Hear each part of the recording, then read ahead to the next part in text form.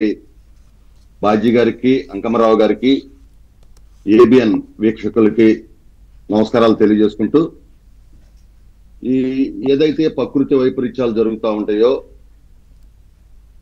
మొన్న వచ్చినటువంటి వరదలు కావచ్చు, ఇలాంటి ప్రకృతి వైపరీత్యాలు జరిగినప్పుడు ప్రభుత్వం నష్టపరిహారాలు ఇస్తూ ఉంటుంది. గతంలో చూసుకున్నట్టయితే ఆల్రెడీ మనకు ఇప్పటికే జిఓఎంఎస్ నెంబర్ 5 2023 11వ నెల 14వ తేదీన ఒక జీవో ఇచ్చారు దీని మీద. ఆ జీవోలో చూసుకున్నట్టయితే ఇళ్ళు మునిగితే 5,000, అదేవిధంగా పంట నష్టపరిహారం హెక్టార్కి 15,000, 10,000 అట్లా రకరకాలుగా ఉన్నటువంటి పరిస్థితి ఉంది జీవో.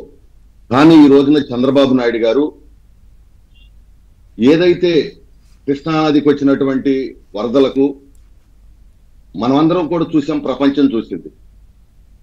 సాక్షాత్తు ఒక ముఖ్యమంత్రి వరదలు వచ్చిన రోజునే విజయవాడ నగరానికి వచ్చి, విజయవాడ నగరంలో అక్కడ ఉండి డైరెక్ట్ గా వరదల్లోకి వెళ్ళి బాధితుల్ని ఏ విధంగా ఆదుకోవాలి, ఏ విధంగా విజయవాడ నగరం పూర్వస్థితికి తేవాలని చెప్పి విజయవాడలోనే 10 రోజుల పాటు ఉండి పూర్వస్థితికి వచ్చే వరకు ఆయన పనిచేసినటువంటి విషయాన్ని మనందరం కూడా చూసాం. ఇక్కడ అనుకోవచ్చు, గతంలో జగన్మోహన్ రెడ్డి వరదలు వచ్చి మరి అక్కడ ప్రకృతి వైపరీత్యాలు జరిగినప్పుడు ఆయన ఒక స్టేజ్ కట్టించుకుని ఏమి నష్టపోయినది స్టేజ్ మీద చూశారు.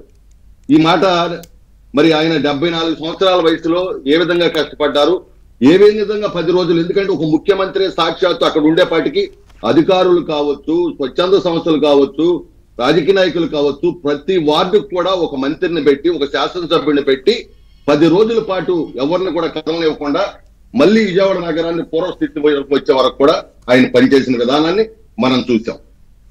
2, ఆ సందర్భంగా ఏదైతే ఈ వరదల్లో దాదాపుగా 11.43 లక్షల క్యూసెక్ వరద వచ్చినప్పుడు బోట్లు వదిలితే ఇవాళకి కూడా అక్కడ ఏ విధంగా కష్టపడి, అంటే నిన్న మన నిమ్మల రామానాయుడు గారు ఇరిగేషన్ మంత్రి చెప్పారు, ఒక్కొక్క బోట్ లో 10 నుంచి 12 లారీలు ఇసుక పట్టిద్దంట ఆ బోట్లో. అంటే దాదాపుగా 300 టన్నులు పైచీలకి ఇసుక పట్టేటువంటి బోట్లు అవన్నీ కూడా.